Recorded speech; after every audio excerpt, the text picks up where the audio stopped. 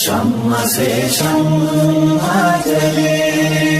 سلسلہ جاری رہے، ہم رہے یا نہ رہے یہ عزاداری رہے۔ بسم اللہ الرحمن الرحیم۔ السلام علیکم ناظرین، میں سمانہ علی عابدی آپ تمام کا استقبال کرتی ہوں اپنے یوٹیوب چینل نبائے حق میں۔ اور آج کا میرا سوال ہے ذاکرہ عاصمہ زینب صاحبہ سے کہ ایام عزا میں گھروں گھر میں فرش عزا بچھائی جاتی ہے، غم منایا جاتا ہے، امام حسین علیہ السلام کا مجلس برپا کی جاتی ہے، لیکن مصلی نہیں بچھاتے ہیں۔ ہم سب کو نہیں کہہ رہے ہیں، یا صرف ایک سوال ہے کہ فرش عزا تو بچھاتے ہیں لیکن مصلی نہیں بچھاتے گھر میں، تو اس بارے میں ہمیں کچھ بتائیں۔ بسم اللہ الرحمن الرحیم۔ معزز سامعین اور عزیزان محترم، جیسا کہ سوال سے یہ بات واضح ہو رہی ہے کہ ان لوگوں کا یا ایسی شخصیتوں کا تذکرہ ہو رہا ہے جو اہل بیت سے محبت اور عقیدت رکھتے ہیں اور اس بنیاد پر فرش عزائے امام حسین کو بچھاتے ہیں اور عزاداری کرتے ہیں، مگر کچھ ایسی وجوہات ہیں، ایسے ریزنز ہیں جس کی وجہ سے ان کی توجہ نماز کی طرف نہیں ہے یا نماز سے غفلت ہے۔ اس لیے ضروری ہے کہ ہم ان لوگوں تک اس میسج کو پہنچائیں، ان لوگوں تک یہ واضح کریں کہ نماز کتنی اہم ہے، کتنی امپورٹنٹ ہے، تاکہ وہ اس غفلت سے جاگیں اور نماز کو اہمیت دیں، جس کے لیے بہت ضروری کہ ہم دیکھیں کہ ائمہ طاہرین علیہم السلام کی زندگی میں نماز کی کیا اہمیت تھی۔ آپ دیکھیں مولا کائنات نے جب جنگ صفین کا موقع تھا اور جنگ گھماسان جنگ ہو رہی تھی اور اس دوران ظہر کا وقت آ گیا، نماز کا وقت آ گیا، تو امام نے اپنے ساتھیوں سے فرمایا کہ نماز کا وقت آ گیا ہے، جنگ کو روکنے کے لیے اعلان کرو اور اس کے بعد نماز کی صفیں لگا لو، نماز پڑھی جائے گی۔ لوگ حیران ہو گئے کہ مولا اتنی شدید جنگ ہو رہی ہے، ہم درمیان جنگ ہیں اور آپ چاہتے ہیں کہ اس جنگ کو روک کر اور ہم نماز کی صفیں لگا لیں، نماز پڑھ لیں، مولا کیسے ممکن ہے کہ ہم نماز پڑھیں؟ تو امام کہتے ہیں کہ اسی نماز کے لیے تو ہم جنگ کر رہے ہیں، اسی نماز کو بچانے کے لیے تو ہماری ساری جد و جہد ہے، اور اگر اسی نماز کو ترک کر دیا تو پھر کیا فائدہ اس جنگ کا؟ یعنی دین اسلام کا جو ستون ہے، جو کھمبا ہے، وہ نماز ہے۔ اس نماز کے لیے آپ دیکھیں کہ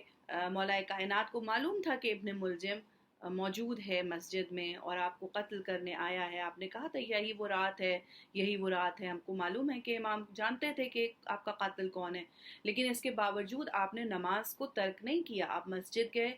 سجدے میں سر تھا جب ابن ملجم کی تلوار لگی اور آپ کی شہادت محراب عبادت میں ہوئی۔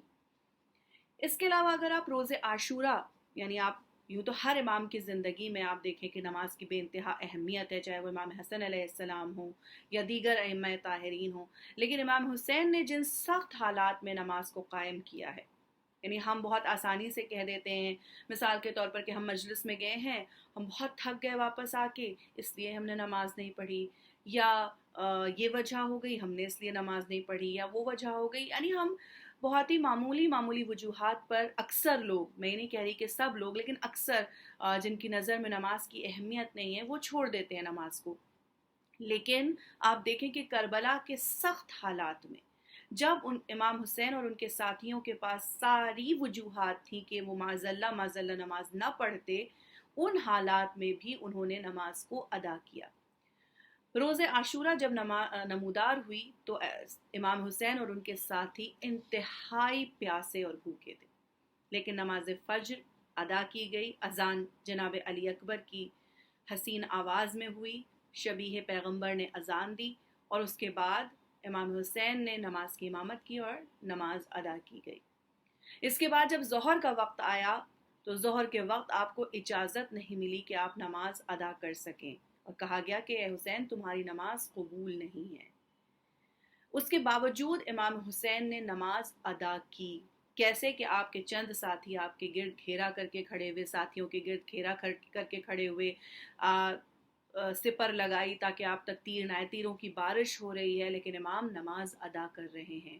گویا آپ سوچئے کہ کوئی ہم جیسا ہوتا، میرے جیسا ہوتا تو کہتا کہ یا اللہ میں 3 دن سے پیاسی ہوں، میرا تو منہ ہی نہیں کھل رہا ہے کہ میں نماز پڑھ سکوں۔ میں کیسے نماز پڑھوں؟ میری زبان اتنی خشک ہے، میرا ہونٹ اتنے خشک ہیں کہ میرے منہ سے نماز ادا ہی نہیں ہو پائے گی. یا یہ کہ پالنے والے تو دیکھ رہا ہے کہ ہر طرف سے تیروں کی بارش ہو رہی ہے، ہمیں نماز پڑھنے نہیں دی جا رہی ہے، ایسے حالت میں تو مجھ پہ نماز ساقط ہو گئی ہے، میں نماز نہیں پڑھ سکتی.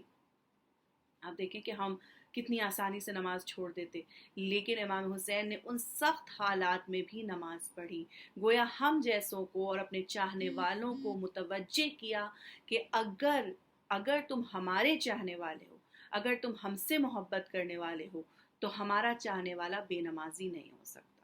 ہمارا چاہنے والا نماز سے دور نہیں ہو سکتا. اس لیے اگر ہم امام حسین سے محبت کرتے ہیں، اگر ہم امام حسین سے عشق کرتے ہیں اور ان کی عزاداری کرتے ہیں، تو بہت ضروری ہے کہ ہم نماز کو قائم کریں،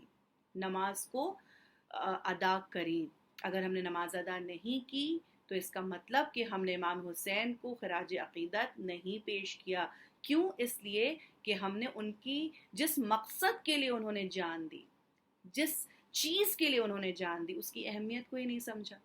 کیونکہ دنیا میں قاتل دو طرح کے ہوتے ہیں، ایک وہ جو جسم کو قتل کرتا ہے، دوسرا وہ جو مقصد کا قاتل ہوتا ہے. تو خدا نہ خواستہ دور پار دشمن ہم امام حسین کے مقصد کے قاتل نہ بن جائیں. ہمیں اس بات پر نظر رکھنی ہے، دھیان دینا ہے، غور کرنا ہے کہ امام حسین نے کن مقاصد کے لیے، کن چیزوں کے لیے اپنی جان دی. ان کو باقی رکھنا، ان کو زندہ رکھنا، یہ ہماری زندگی کا مقصد ہونا چاہیے. اور ایک چھوٹی سی مثال سے سمجھا دوں کہ عزاداری اور نماز کو آپ دیکھیں کہ مثال کے طور پر آپ ایک ڈاکٹر کے پاس جاتے ہیں اور وہ ڈاکٹر کہتا ہے کہ آپ کو صحت، بالکل ہمارے پاس آپ کا علاج موجود ہے، آپ یہ دوا لیجئے، دوا لے کے گھر جائیے اور اس کو دودھ سے آپ پیجئے گا تو آپ کو شفا ہو جائے گی. اب ہم وہ دوا، یعنی اس کے ساتھ دودھ بہت ضروری ہے، اگر آپ نے اس دوا کو دودھ کے ساتھ نہیں پیا تو آپ کو صحت نہیں ہوگی. ہم کیا کرتے ہیں، گھر آتے ہیں، پانی سے دوا پی لیتے ہیں اور پھر ہم کو صحت نہیں ہوتی، اور ہم کہتے ہیں کہ ارے ہم نے تو دوا کھائی لیکن ہمیں صحت ہی نہیں ہوئی. عزاداری بھی ہماری روح کو بیدار کرنے کی دوا ہے، ہمیں جگانے کی دوا ہے. ہم سال بھر جو خواب غفلت میں اکثر انسان چلا جاتا ہے، بھول جاتا ہے چیزوں کو، سست پڑ جاتا ہے، کمزور ہو جاتا ہے، تو عزائے امام حسین انسان کی سوئی ہوئی روح کو دوبارہ جگاتی ہے. لیکن اس کے ساتھ، جیسے دوا کو دودھ کے ساتھ لینا تھا، یہاں پر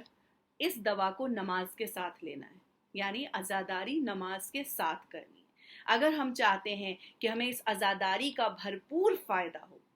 اللہ ہم سے راضی ہو، رسول ہم سے راضی ہو، امام ہم سے راضی ہوں، تو پھر ضروری ہے کہ اس دوا کو دودھ کے ساتھ، یعنی عزاداری کو نماز کے ساتھ کریں. جب ہم ان دونوں کو جوڑ کے کریں گے تو آپ دیکھیے گا کہ ہماری روح اور ہماری جسم دونوں اس طرح ترقی کرے گا جو ہمارے تصور سے بھی باہر ہے. امام حسین کے جتنے بھی ساتھی تھے، آپ دیکھیں کہ انہوں نے نماز کو کتنی اہمیت دی، کتنے قدر کی اس کی. اس لیے میری دست بستہ گزارش ہے کہ نماز کی اہمیت کو ہرگز کم نہ سمجھیں. یہ نماز ہے کہ جس کے لیے امام حسین نے اپنی جان دی. اور بالخصوص آپ دیکھیں کہ امام حسین کا جب سر تن سے جدا ہوا، اس وقت بھی امام حسین سجدے کی حالت میں تھے. تو پھر یہ کیسے ممکن ہے کہ امام حسین کا چاہنے والا نماز سے غافل ہو جائے؟